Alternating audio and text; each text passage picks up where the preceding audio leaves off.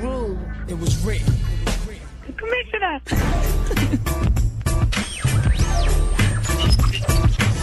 me, I'm ballin'. Catch me, I'm ballin'. Catch me like Spalding. Catch me like Spalding's. If PMD, VMC, vitamin like GNC. Can't see me like B.I.G. on CNT. Did a little bit of time on BMG. But this right here, homie, this all me. Can you be down? No, CMB, that's cold. That ain't nice, G. So what though? Lil' homie remind me of Ice-T.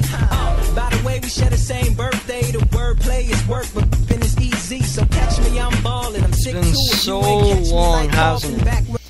I am your host, Cameron Sadeghi. The Hardwood with Cameron Sadeghi. Man, it's been forever since I've done a show. The Hardwood with Cameron Sadeghi hasn't been on forever. I can't even date back to the last time we did it. That's how long it has been. Okay, so we have a lot to talk about here. We're going to have James McDaniels come on the program too. He is a part of this channel. He has done a great job. You've probably heard him from the NBA and NASCAR Power Half Hours. So we'll have him on talking about the Sacramento Kings staying in Sacramento. Really big deal for those in Sacramento, and he's from that area, so he knows a lot about that situation. We're going to talk about that with him. Also, Kevin Durant claims it was not a wasted year. He was asked by the media, was it a wasted year? I'll tell you what he had to say on the show. Also, the Pacers and the Knicks last night. The Knicks are still alive. The Pacers aren't. I mean, the Pacers are still alive as well. But it is Game 6 in Indiana, Saturday night, 5 o'clock p.m. Pacific time. I want those of you wondering what Roy Hibbert had to say about the Pacers' play. He even used an offensive word to describe some of the his teammates. Rather, very interesting comments from him. Also, Jarrett Jack and the Golden State Warriors. Unfortunately for them, they lost to the San Antonio Spurs. However, Jack wants to re-sign with the Warriors. I'll tell you whether or not that's a good move, bad move, ugly, great, mediocre. I'll tell you what's up there in Oaktown. Also, Kobe, Michael comparisons, MJ, Black Mamba, Phil Jackson. Talked to Jay Leno last night about Jordan rather, being better than Kobe Bryant. This isn't a surprise to me. Well, it is a surprise for many of you. I'll tell you why. And we'll cap things off with James McDaniels coming on saying that the Sacramento King, or talking about the Sacramento Kings staying in Sacramento. So, let's stick with the Kevin Durant issue in Oklahoma City. So, when asked whether or not he, if this season was, wasted, if there was no point because they're never going to win a championship anyways, because of Westbrook and all that, and the issues that they've had with their offense and all these type of things, Durant had to say, I've grown so much as a man since the beginning of the season. I've grown so much as a leader. Nothing is ever wasted. This is according to, again, slamonline.com. Durant had to say that, of course, the ultimate goal is in this league is to win a championship, but I'm never going to say I wasted a year. I'm blessed to even wake up and do something I love every day, so it's never wasted. We take that for granted a lot, but that's something I'm not going to do. I enjoy playing this game. I enjoy playing for the city, my teammates, so every day I get to see those guys and go through some tough times and laugh and argue. It's never wasted. I'm just blessed to be here. Close quote. So, and then he goes on to saying, I'm not Kobe, I'm not Mike, I'm not LeBron, I'm not Magic, I'm me, I'm not gonna, comprise myself, I'm not gonna... Okay, look. And I don't want to say I'm too harsh on Durant. No, I'm not. I'm not harsh on Durant. Some people are extremely harsh on Durant, saying that he choked, that he did this, he can't get it done in the fourth quarter. Here's reality. The guy is, as we know, the second best player in the entire association. But even without Westbrook, you gotta make this series a little bit more competitive than that. I'm not saying the series wasn't competitive. I'm not saying the games would come down to 2-point finishes, 1-possession finishes, possession here, possession there. I'm not saying that. But, I mean, look, I like Scotty Brooks and Maurice Cheeks. They are excellent, excellent coaches, especially Scotty Brooks, the alumni from UCI. Gotta love where Scotty Brooks came from. That is great that Scotty Brooks has been a coach of the year. Maurice Cheeks has been an exceptional assistant in this league, especially for this team. But the game plan, and excuse me for that. I totally agree with Charles Barkley. Charles Barkley said that Durant needs to find... not Durant, but this game plan needs to get better with Durant. Too much 1-on-5 material. I mean, we talk about this so much, right? Ball movement, people movement, tempo of the game, getting people involved. We talk about this so much in the program. That is critical to your success. You're never going to win a championship going 1-on-5 offense. Go ask Allen Iverson. Let's be honest. Go ask Allen Iverson if he ever won a championship. Came very close. Didn't win a championship. Didn't win it. Sorry. I love Allen Iverson. One of my favorite players. Too bad the guy went down south. Down a bad tube. Injured. Issues. Family issues. But boy, that team that they had and the game plan, you gotta move the ball better. Same here. I don't care if you're the number one scoring offense in the entire league in the regular season. Because let's just face it, all you can do... Look, even the Clippers do this. It annoys me when the Clippers do this too. ISO, ISO, ISO, ISO, ISO. All the time in the regular season. Because they just flat out have the matchups and they flat out have more talent than you. So they're just going to beat you on one-on-one dribble drives. Same with Oklahoma City Thunder.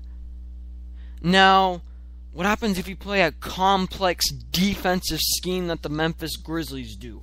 The way they close out on the three-point line. The way they run you off of the three-point line. The way they hammer you and grind and win the rebounding battles and body position better than anyone else. You're not going to win that way. You're not going to win with those ISOs. You're not going to win in that fashion. So you've got to be able to move the basketball laterally, get guys involved, get cutters, find ways to get easy buckets. Durant, unfortunately, and look, I like Durant a lot, but you got to involve your teammates more. You got to at least discuss with your coach, talk about... There's got to be some communication. He can't be going 1-on-5. Because from a distance it looks like selfishness, but I know deep down inside that Kevin Durant is not a selfish human being. I know that. I know that from a distance. He doesn't come across as that. But when the offense is like this, it does come across like that. When Russell Westbrook does chuck up a ton of shots as well, people blame Russell Westbrook. But it's not Russell Westbrook's fault for following the game plan. Russell Westbrook follows the game plan. He breaks people off the dribble when in ISO situations. One-on-one, stagnant, half half-hearted screens. It's ridiculous with the Thunder offense. Okay, I hate it when they do that. Late in the shot clock, 10 seconds left, Nick Collison sprints to Durant's man, sets a half-hearted screen, step back 30-footer, sinks it through, then gets all the credit, but then the next night he does the same exact thing, and then gets ostracized, crucified, cursified. I'm making that word up. It's ridiculous. It needs to stop. The Thunder need to find an alternative offensively. Run horns. Horns is one of the most common standard offensive sets in the NBA. Horns. No more high pick and rolls. Look, high pick and rolls are great. Okay, I'm not saying they're bad, but you need a little variation in your offense to put the defense on their heels. You could be unstoppable if you run horns, backdoor cuts, flex cuts. Things like that gain success. Things like that win championships. Will the Thunder do that? Time will tell. Do I hope that I hope that they will. I hope they finally come to the realization that Miami did. Everyone said, when Miami, joined the Big Three, Miami's going to win a championship. Miami's going to win a championship. They're going to win 72 games. They're going to blast the league. They're going to be amazing. They're going to dominate everybody. They're going to do this, and that. They went to the NBA Finals and got, boom, slammed. Slam door shut. Because the Dallas Mavericks ran complex zone defenses. They switched it up. They switched up the zone and forced a team, and a very athletic team, and a team who couldn't move the ball very well, try to dribble through that zone. And as you know, you never dribble through a zone. You never dribble through a zone. That's not how you beat a zone. You pass through a zone. You pass through full court press break. You never dribble through a press break. You never dribble through a zone. You never do that. Or else, if you can do that, that shows how bad of a zone defense it is. Bad. Really bad. Let's take a quick break, and when we come back, wow, I had a lot of fire today. Probably blasted your guys' ears out, because as you know, the audio is not amazing here, and yeah, so sorry if I lower your volume if you have to. My God, I was pretty loud. Pacers Knicks. Roy Hibbert said something to his teammates regarding the fact that they didn't play to their standard. I'll talk about that and much more. This is The Hardwood with Cameron Sadeghi. Alright, on the Hardwood, Pacers Knicks. Game 5. 85-75 at the Garden. They lost. Pacers, wow. Well, George Hill going through an injury right now. Look, I still think the Pacers are going to win this series. I think the Pacers are definitely winning in Indiana. If the Pacers don't win this series, I'll be stunned. That's how surprising it will be. Let me read what Hibbert had to say according to the Indy Star. This is by Marcel Mutoni of Slam Online. He got this from the Indy Star. So Hibbert just absolutely went off. He said, "Excuse me, all the women in here, but we play like blank. Some people were ready to go, and some weren't. Just because we're going home, nothing is guaranteed. We have to come out and really approach Game 6 as a desperation game.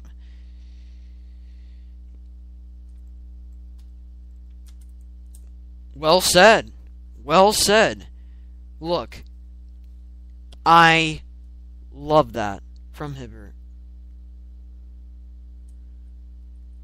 I love that from Hibbert. I know that's very inappropriate. I mean, I know some of you say that's very inappropriate language. But there are times when you are the leader on the floor, which Hibbert is.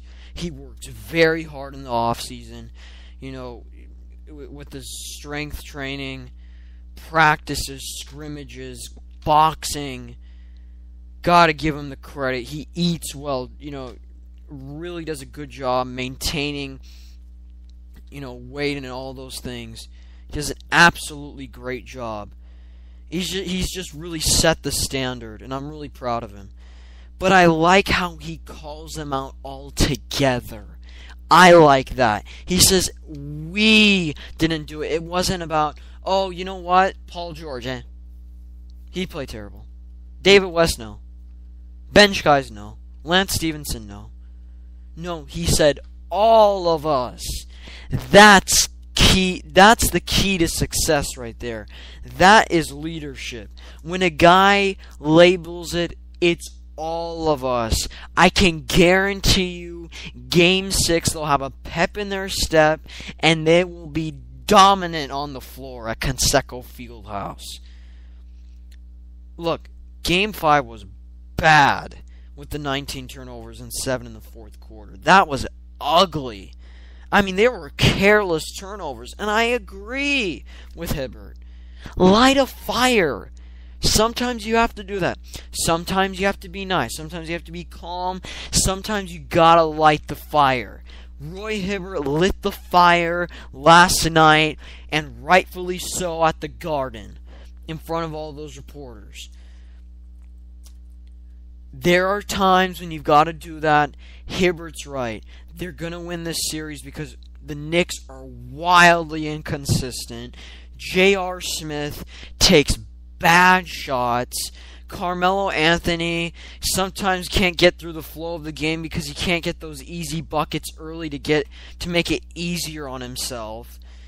Sometimes doesn't make quick decisions. I heard Kenny Smith say on Inside the NBA on TNT, he says he should make decisions in 7 seconds or less, and I totally agree with that assessment because sometimes he milks that game, the shot clock. It's down to 5. He's got to put up a step back fadeaway jumper. Boy, you can't really get that. You can't really make shots like that consistently. Now with Anthony, he can do so, but against this defense, it's a struggle.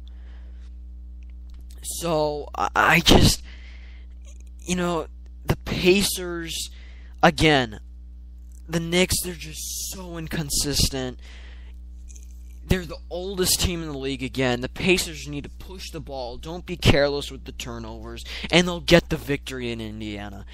With those fans, with Coach Frank Vogel, they're going to be fine. They're going to be fine. So, I trust this team. I believe this team. And I'm really proud of this team. Really proud.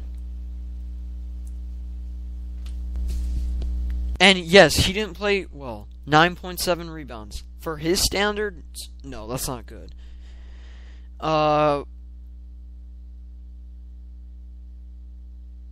It's just, I like how he even called out himself in a way with the we. It's great. I'm really proud of Roy Hibbert. You know, Roy Hibbert's just one of those centers in this league. He's really done an excellent job. His post skills are excellent. Left hand and right hand. He can finish with both in the paint. That's what makes him unstoppable. Usually you can send guys one way, challenge the shot, you'll be fine. You can live. You know, you can save a few possessions, but with this guy, you force him right, no, he'll spin back, go left. He's just one of those very high IQ players and a high IQ leader. That's very impressive. Very impressive. Let's take a break. We'll be back in a moment. We're going to be talking about the Jarrett Jack signing. Maybe, possible, I don't know. Can he? Would he? Should he? I'll tell you. Just wait 30 seconds. Jarrett Jack has been a veteran in this league that, as we know, he's been a great bench player in this league. And Jack, you know, has the possibility to re-sign. And I think personally, if Jack re-signs with the Warriors, their success will continue. He gives that extra needed rest for Curry, and they need it badly. They really need that rest. It's vital for them. Jack, this is from the Mercury News. He wants to return, which is great. This is what he had to say. This is what the Mercury News had to say about him. Guard Jarrett Jack was on the verge of tears as he stood in the locker room. At his locker. He couldn't find any words to truly express what he was feeling, so he let his attire do the talking for him. And this is what he had to say. Usually before I would do any media, I would make sure I was dressed a certain way. I brought one of my best suits. But looking down at this jersey is just a sense of pride I don't think I've ever felt as a professional. Nothing in my closet is better than what I have now. Perhaps it was a disappointing end. Okay, this is what Slam Online had to say, and then this is what Jack had to say in regards to playing in Golden State in the future. I hope so, man. Obviously, there are other things that go into seeing if that works. We all know that this is a business at the end of the day. If I could do it, I could. If I could rearrange it, I would definitely be back at the same locker.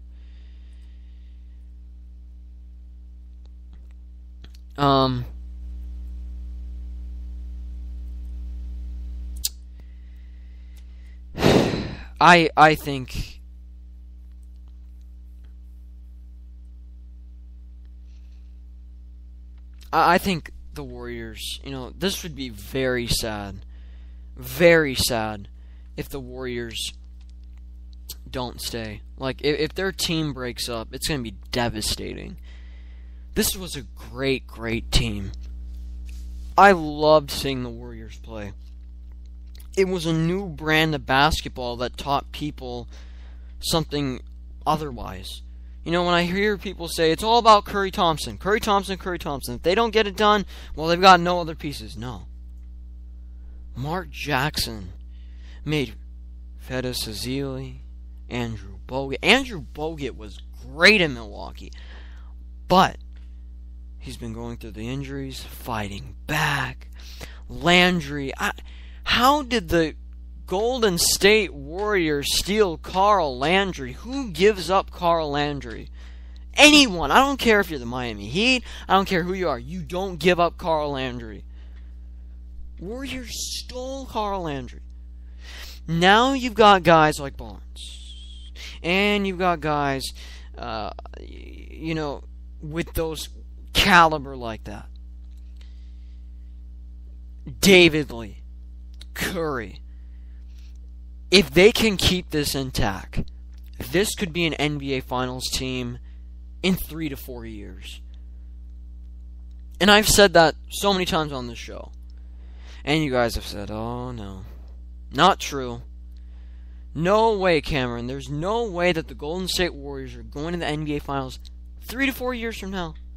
Yes, it's possible.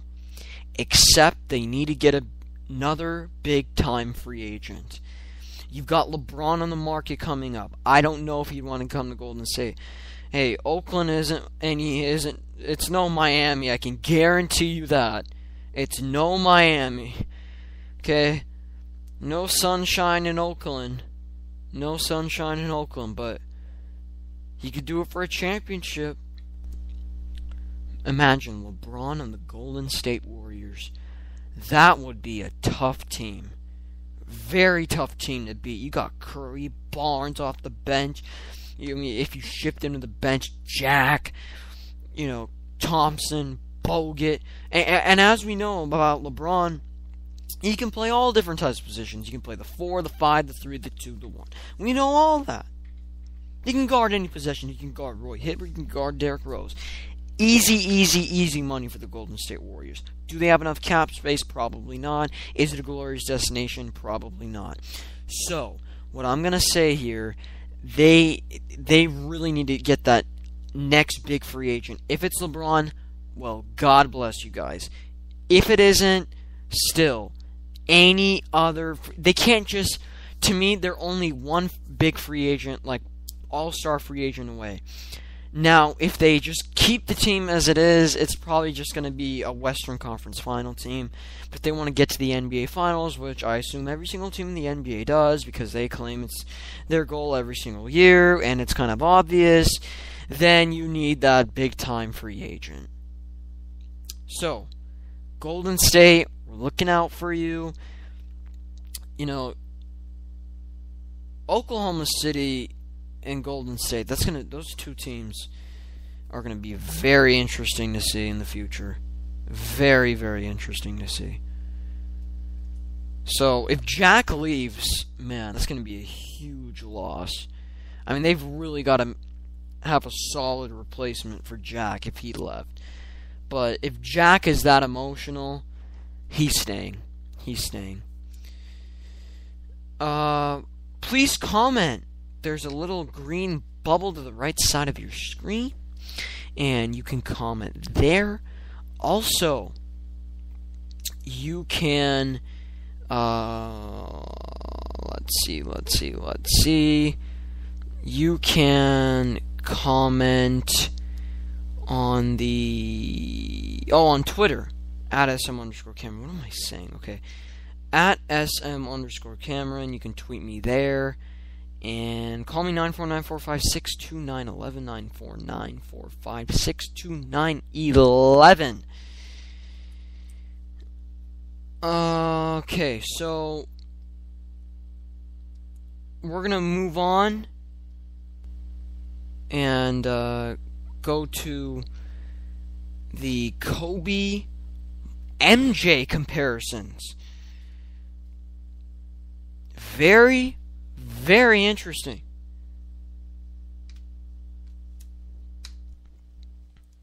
What do you think Phil Jackson had to say? He was on David Letterman. No, not David Letterman. Jay Leno, rather. Getting my comedians mixed up here. And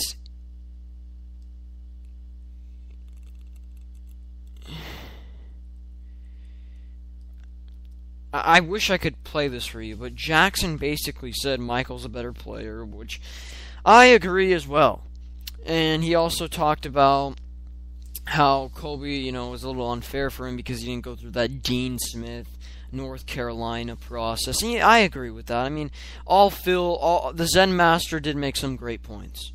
Okay, got to give him credit for that. The Zen Master really enjoying his time. He's also on Twitter, by the way, if you want to follow the Master, the Zen Master, Phil Jackson. Phil Jackson, he's always in these coaching rumors. Hey, is he going to go to Minnesota? Going to Toronto to be an executive? Look, I think he's completely done. I don't think he's coming back.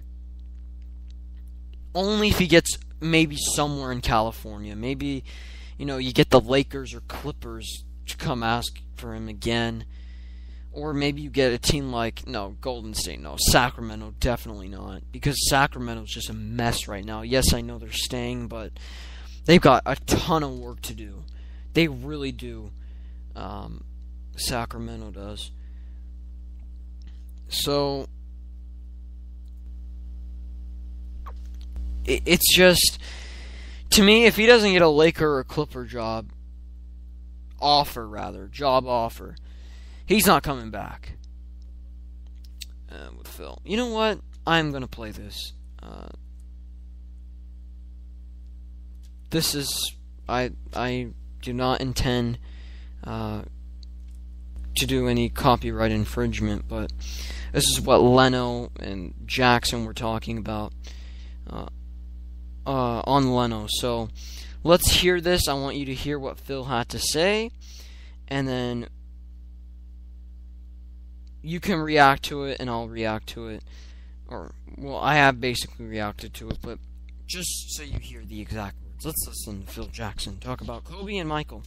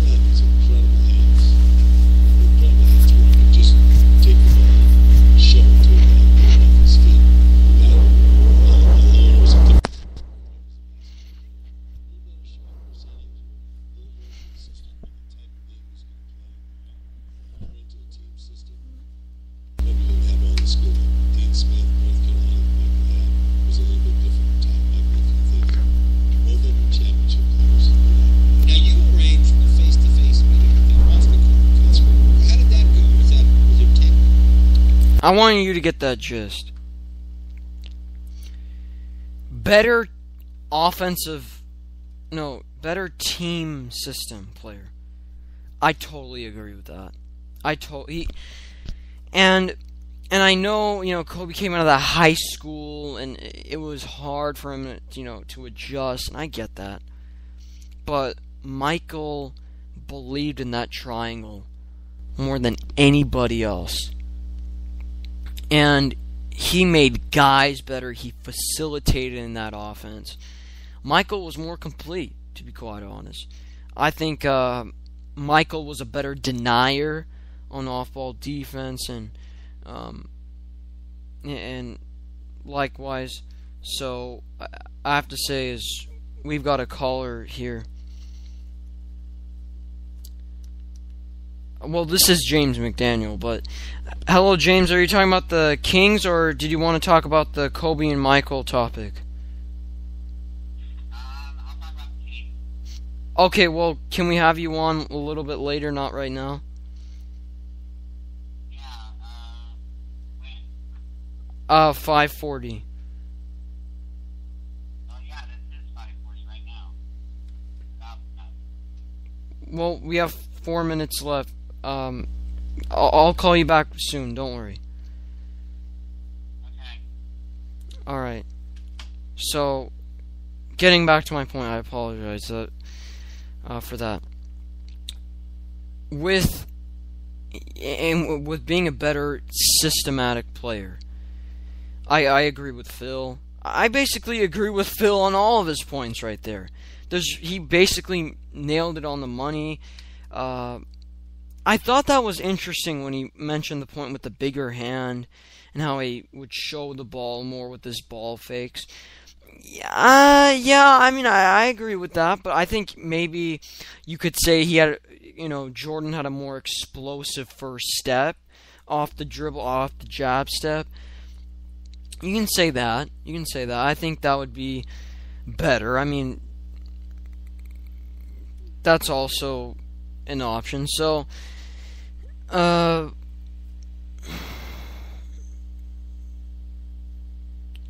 I just think that with this whole issue, Michael is better.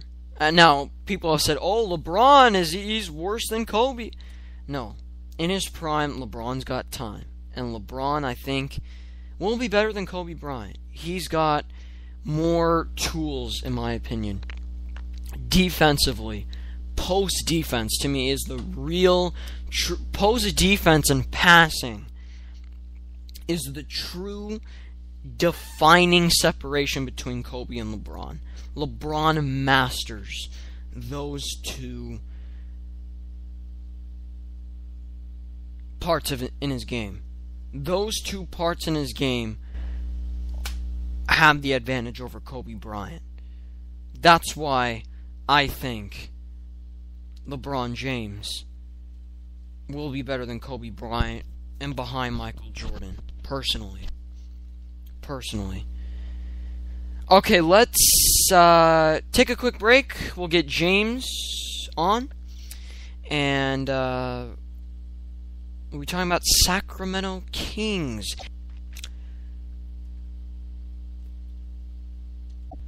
Alright, we're on commercial break right now, so I'm going to get you on here and introduce you, okay? Okay. I don't know if I'll lose your last name and ever call you before, but it usually doesn't go off.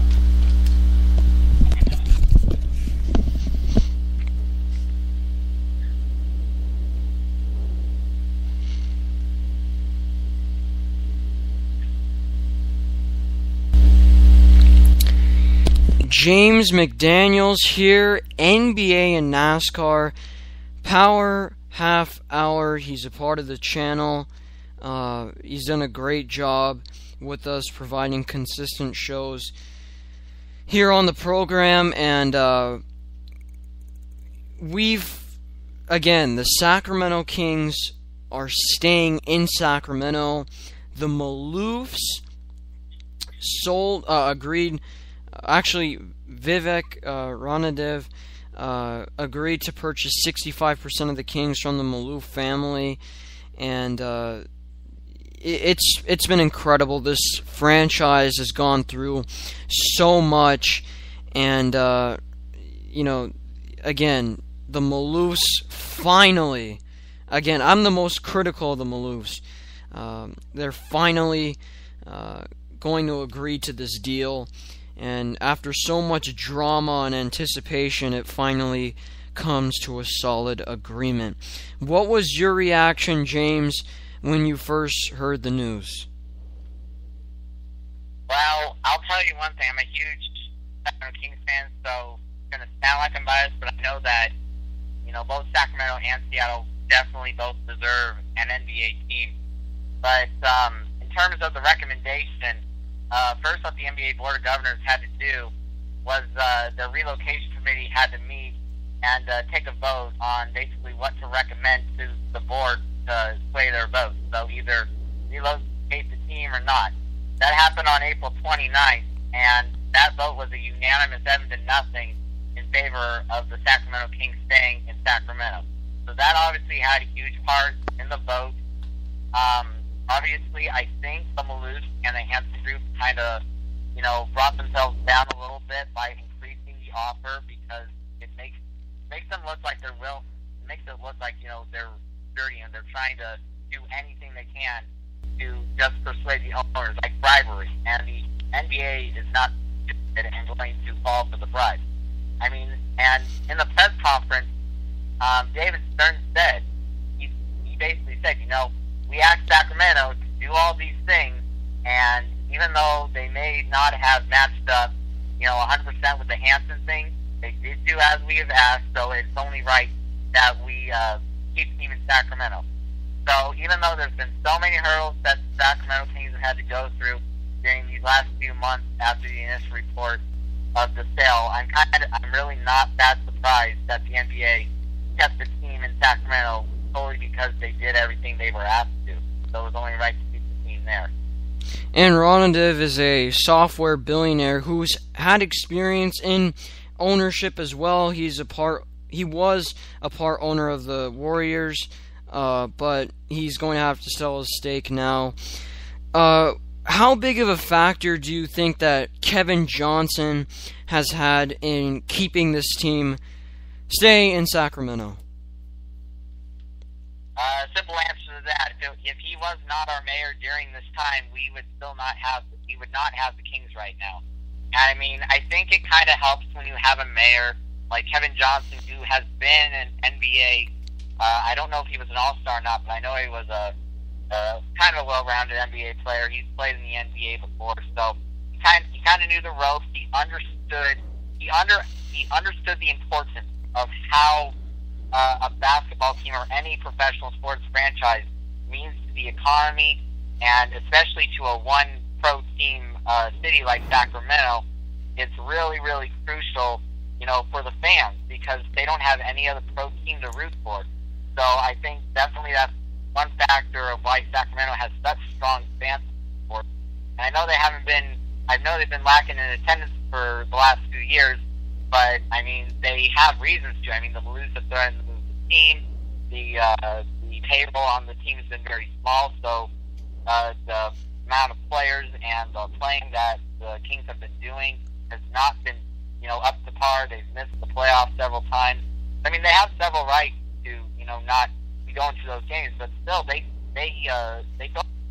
filled about 15 or 16,000 seats out of the 17,317 possible seat trains. So they were still coming, even with all the tough times, and they organized a bunch of big events. So it doesn't surprise me that the fan base stuck with it, because I mean, for 28 years, that fan base, sold out pretty much every single night.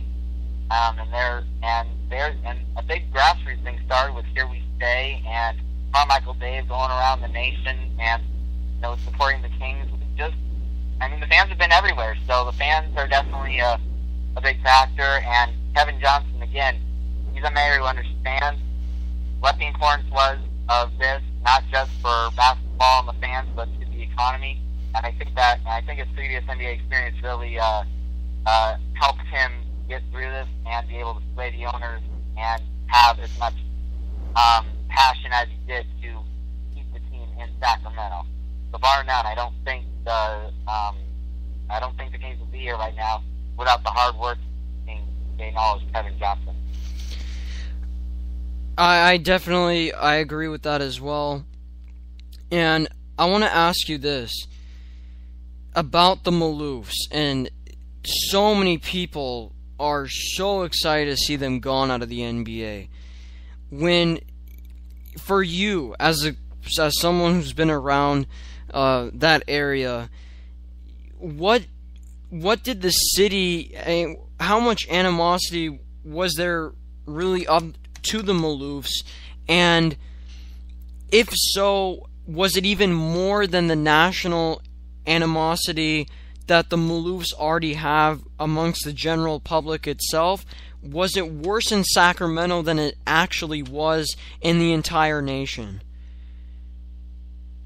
I'm not 100% sure on what you're trying to ask there, but you're trying to ask what the public opinion is now to maybe what the overall opinion should be of the Maloofs. Definitely the opinion right now of the Maloofs is, we're very happy they're gone.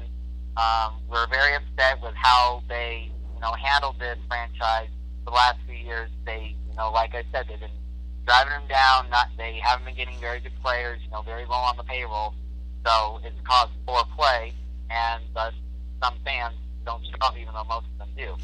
But anyway, they tried to sell to Anaheim back in 2011.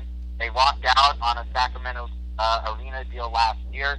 They tried to move to Seattle, and it really looks like, for a few months or so that it could very likely happen until this last month where Sacramento was able to pull it off. But I think the Maloofs as a whole, you have to take them a little bit, or else, because the Maloofs were the owners of the Kings when they went through, that period where when they were considered the best show on the court. In 2001, 2002, they almost went to the NBA Finals. So, and they were doing really well financially there. But I think partly of it, most of it is their fault, yes. But I think part of their issue was because they lost money due to the economy drop in 2008, and they had all their money there for the economy to keep rising and rising and rising, but unfortunately it fell out under them, and that's what caused them to, lose most of their Palms Casino and then lose it with the Kings. So I don't think it's all their fault, and I do definitely blame them for most of what's gone on, but we definitely still can't forget all the good days that we had with them back in 01 and 02 when they were like the best owners of the past. And I really do expect with Ron Adive, with all the money he's got, that he's going to build this franchise back up in a few years. We're definitely going to have another good playoff and possibly big time, maybe possibly the NBA Finals, within a few years or so, especially after that arena finally gets built and in time for the 2016 season. Well, look, I personally agree with the Maloof part, the 01-02, but still, I was a little bit disappointed in that press conference, or just every time I've seen the Maloofs, the way they have acted is somewhat immature at times as a group. But what do you think? I'm going to move on to more of the fans' perspective in Sacramento. In that area, wait 1 second. In that area in Sacramento, tell me the general feeling. Did most people truly, and I mean this sincerely, truly believe that the Kings were going to stay in Sacramento, or did most people think that the Kings were going to Seattle? Well, in all honesty, I mean, in January, I still remember when that report came out, because it was 2 days, like 2 days from my birthday, January 9th. It was a day away from my second Kings game or third or whatever, another Kings game that I was attending on January 10th for my birthday on January 11th. I remember those 3 days very vividly when the first reports sprang up about the Maloofs selling to the Seattle group. Now, of course, they raised their offer by $100 million by the time it was all said and done before the relocation committee voted it down. But when you're talking about the Maloofs in perspective, honestly, I don't really blame Gavin and Joe Maloof for all these things that have been, happening where they want to relocate and sell this team to anybody but Sacramento. I would blame George Maloof because, Joe and Gavin are the ones that have wanted to keep this team there. They're the ones that are always supporting the Kings through all the years, and I really don't see any problems with them. George is the one who made the first complaint about the arena deal last year for Sacramento at the board when he said, you know what, this is not financially viable, blah, blah, blah, blah. And George Maloof is always the one that's speaking, not Joe, not Gavin. It's like George has more authority, it seems, than over Joe and Gavin, and Joe and Gavin can't seem to tell him straight, so therefore George is the one that's making all the decisions, and that's kind of, I think, where we ended up. And in terms of the fans' perspective, there were times definitely of uncertainty, probably from January to maybe mid-March. Probably most of us really, really did think, and even I think some of that time I seriously did believe that the Kings were going to be leaving to Seattle. Once we put in our counter offer, once I heard that we had matched it, it seemed like it was going to be a better chance for us. But obviously, whether or not we fans had, our doubts, we never gave up, and we kept supporting the Kings. We kept rallying. We kept showing our support for Mayor Kevin Johnson. Kevin Johnson put together a group. He did his job. The group did their job by putting up money. Fans did their job by going out and rallying. The city council did their job by voting through all the arena stuff. And while it may seem like a very bad and big investment right now to many, people in Sacramento, says the money could be used for other things, in a few years that money's going to pay off dearly because, we're going to also have, a lot of big bands, I think including U2 or something, refused to come to Sacramento because their arena and Sleep Train Arena is very inadequate, and they would only come if the new arena was built. So a lot more entertainment besides the Kings will come to Sacramento now that we would get another arena, because that's why they stayed out of Sacramento, was because we didn't have a good enough arena. So basically, everybody did their job, and even though we had our doubts, we just never gave up. We held up that piece of hope, and just like basically Grant Napier said, he said it two different ways. The first time he said it as it was a one, and it was like 1 yard and a touchdown on like a first down or whatever, and then where we are now is basically like intercepting it and running it all the way back for 100-yard touchdown to win the ball game, and then and then the other end of it is just simple common sense. We did all of our jobs, and he said it quote, "This is freaking justice," and yeah, this is justice for the city of Sacramento. And on that note, I thank you very much for coming on. James McDaniels, NBA NASCAR Power Half Hour, dropping Kings knowledge on the show. Thank you very much, James. You're welcome anytime. Alright. Yeah, Grant Napier did say it best. It is justice. Yeah, the Kings, I'm so happy they're staying in Sacramento. Look, Seattle needs a team. Badly. That is one of my... I've got to say, Seattle's one of the best fan bases in the entire NBA. Well, they were when they had the Sonics. But Clay Bennett, God... I hate... look, I hate using the word hate. I know it's a strong word. But... it's a substitute for many things I could say about Clay Bennett. That's how fired up I am about Clay Bennett. Clay Bennett is one of the most... oh, I'm not going to even get into it. We don't have time. But, we will have time tomorrow at 4:30 p.m. Pacific time. Or actually, we may go sooner. I'm going to do a show on Blog Talk Radio and see if I could get it on here, transfer, or do a show there and then make it as a podcast here. Yeah, I'm going to do a live show there. I'll tell you the time so those of you could listen, and then it's going to be great, and I really, really appreciated it. Every single person did, has done such a great job on the show. I really, really, really, truly appreciate it. So, thank you, everybody, very much. And like always, hasta luego.